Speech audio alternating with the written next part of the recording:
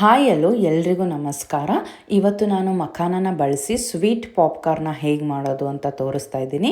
ಅದಕ್ಕೆ ಒಂದು ಪ್ಯಾನ್ನಲ್ಲಿ ಒಂದು ಸ್ವಲ್ಪ ಮಖಾನನ ಹಾಕ್ಕೊಂಡು ಲೋ ಫ್ಲೇಮಲ್ಲಿ ಒಂದು 4ರಿಂದ 5 ನಿಮಿಷ ಈ ಮಖಾನ ಎಲ್ಲ ಕ್ರಿಸ್ಪಿ ಆಗೋ ತನಕನೂ ಫ್ರೈ ಮಾಡ್ಕೊಳ್ಳಿ.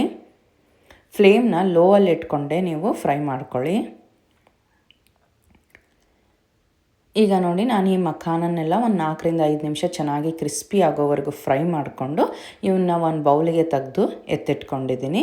ಮತ್ತು ಈಗ ಅದೇ ಪ್ಯಾನ್ನಲ್ಲಿ ಒಂದು 2 ಟೇಬಲ್ ಸ್ಪೂನಷ್ಟು ಬೆಲ್ಲನ ತೊಗೊಂಡಿದ್ದೀನಿ. ಇದಕ್ಕೆ 1ರಿಂದ 1.5 ಟೀ ಸ್ಪೂನಷ್ಟು ನೀರನ್ನ ಹಾಕ್ಕೊಂಡು ಈ ಬೆಲ್ಲ ಎಲ್ಲ ಚೆನ್ನಾಗಿ ಕರಗಿ ನನಗೆ 1 ನಿಮಿಷ ಈ ಪಾಕ ಕುದಿಬೇಕು. ನೋಡಿ, 1-2 ನಿಮಿಷದಲ್ಲೆಲ್ಲ ಬೆಲ್ಲ ಕರಗ್ಕೊತ ಬರುತ್ತೆ. ಈಗ ಈ ಬೆಲ್ಲ ಎಲ್ಲ ಕರಗಿ 1 ನಿಮಿಷ ಈ ರೀತಿ ಪಾಕ ಕುದ್ದಿದ ಮೇಲೆ ನಾವು ಈಗ ಇದಕ್ಕೆ ಹುರಿದಿಟ್ಕೊಂಡಿರೋ ಮಖಾನನ ಹಾಕ್ಕೊಂಡು 1-2 ನಿಮಿಷ, ಇವಾಗೇನು ಭಾಳ ಫ್ರೈ ಮಾಡ್ಕೊಳೋದು ಬೇಕಿಲ್ಲ, 1-2 ನಿಮಿಷ ಸ್ವಲ್ಪ ಫ್ರೈ ಮಾಡಿಕೊಂಡ್ರೆ ಸಾಕು. ನಾವು ಮಖಾನ ಹಾಕಿದಾಗ ಇದೇ ರೀತಿ ಸ್ವಲ್ಪ ನೀರಾಗಿ ಇರಬೇಕು. 1-2 ನಿಮಿಷ ನಾವು ಫ್ರೈ ಮಾಡ್ತಿದ್ದಂಗೆ ರೈಟ್ ಕನ್ಸಿಸ್ಟೆನ್ಸಿ ಬರುತ್ತೆ.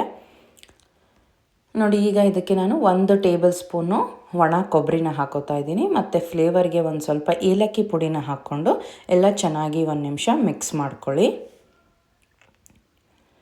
ಈಗ ಎಲ್ಲ ಚೆನ್ನಾಗಿ ಇದನ್ನ ಮಿಕ್ಸ್ ಮಾಡಿಕೊಂಡ್ರೆ ಈ ಪಾಪ್ಕಾರ್ನು ರೆಡಿ ಆಗೋಗುತ್ತೆ. ಇದು ಬಿಸಿ ಇದ್ದಾಗ ಇದೇ ರೀತಿ ಅಂಟ್ಕೊಂಡು ಸ್ವಲ್ಪ ಮೆತ್ತಗಿರುತ್ತೆ.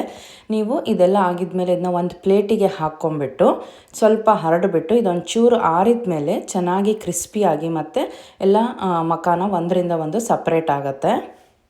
ನೋಡಿ, ಇವಾಗ ಆರಿದಾವೆ. ಈ ರೀತಿ ಎಲ್ಲ ಮಾಡಿಕೊಂಡ್ರೆ ಅವು ಸಪ್ರೇಟ್ ಆಗುತ್ತೆ ಮತ್ತು ಕ್ರಿಸ್ಪಿಯಾಗಿ ಕೂಡ ಆಗಿರುತ್ತೆ.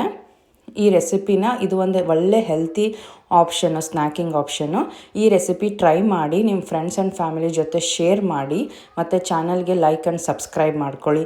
ಇನ್ನು ನನ್ನ ಬೇರೆ ವೀಡಿಯೋಸ್ ನೀವು ನೋಡಬೇಕು ಅಂದರೆ ಸ್ಕ್ರೀನ್ ಮೇಲೆ ಬರ್ತಾ ಇರೋ ಲಿಂಕ್ನ ಕ್ಲಿಕ್ ಮಾಡಿ ನೀವು ಆ ವಿಡಿಯೋಸ್ನ ಕೂಡ ನೋಡ್ಕೋಬೋದು. Thank you.